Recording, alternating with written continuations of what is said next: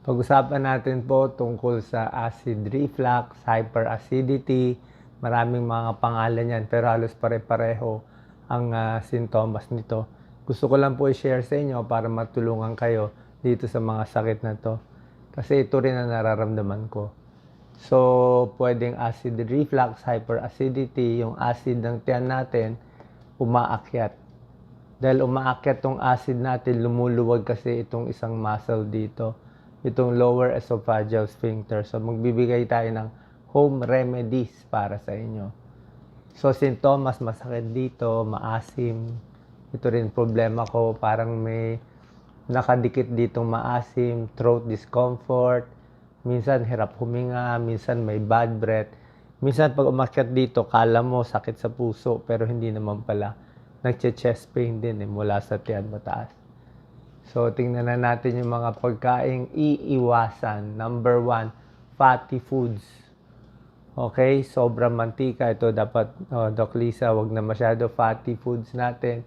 Kahit yung mga mantika sa adobo, kasali yan Kasi pag very oily, very fatty sa fast food, yan nangyayari lumuluwag din yung muscle na sinabi ko, kaya nag-GERD lalo.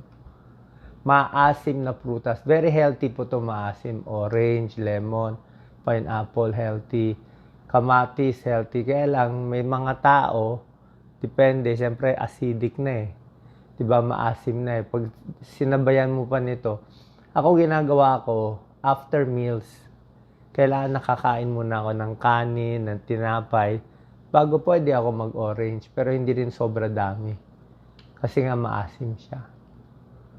Tsokolate, ito napapansin ko rin. Pag nag-chocolate ako, mas may GERD ka nung gabing yon. Kasi may component na methylxanthine, nagpapaluwag ng smooth muscle, kaya umaakyat ulit yung GERD natin. So, tandaan niyo po yung maiiwasan.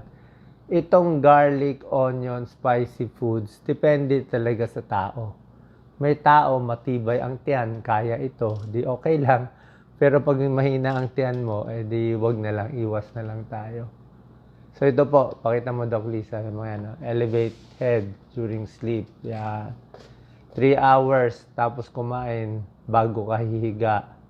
Ito, kasi mahirap sundin to pero inaagahan ko na lang yung kain ko. Weight management, wag magpapataba. Iwas dito alcohol, coffee, carbonated drinks, spicy and fatty foods. Okay?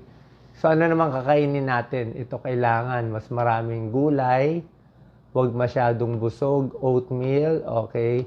Non-citrus fruits, okay din yan. Pakwan. Limit lang, wag matataba. Egg white, maganda yung egg white. Katulong. And mga mani, depende, wag lang masyado maalat. So ito pa po, papakita natin mga home remedies. Bukod dyan, wag magpapataba. Kaya ako talaga pinipilit ko pumayat. Kasi mas mataba ka, mas naiipit yung tiyan. Pag nai-compress, lumalabas yung acid. Ang dami may acid reflux, ang dami may hyperacidity. Tawag din natin dito GERD, gastroesophageal reflux disease.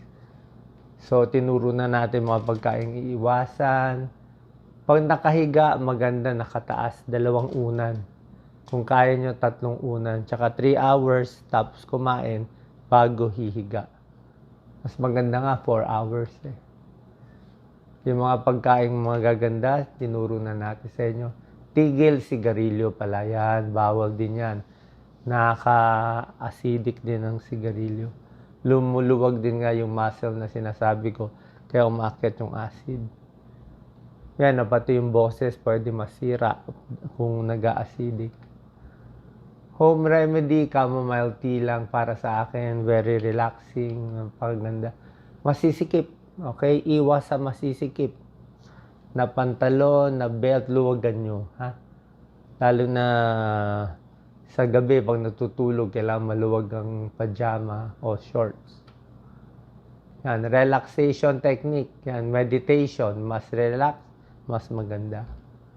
Positive outlook lang lagi. Alam nyo, ako rin, may sakit. Ang hirap maging positive. Pero kung GERD lang ang problema nyo, kayang-kaya naman gamutin yan kahit walang gamot. Pero syempre, if symptoms persist, pupunta tayo sa doktor natin. Baka may ibang problema pa. So ito po, final slides, Doc Lisa. Summarize ko lang. Ito gagawin nyo para makaiwas sa GERD. Tulong yan ni Doc Willie, Doc Lisa. Quit smoking, mag-exercise, sit up straight. Konti-konti lang kakainin, huwag masyado magpapakabusog. Dahan-dahan lang yung kain, dapat tandaan ko to. Heartburn trigger, yung mga spicy foods, oily foods, maluluwag na baro, gusto natin. Tapos yan, natutulog 2-3 unan. Bawas sa kape, alak, at yun na nga, huwag hihiga pagkatapos kumain. Sana po nakatulong tong video ko para sa inyo, sa kapwa kung may acidic, hyperacidity at GERD.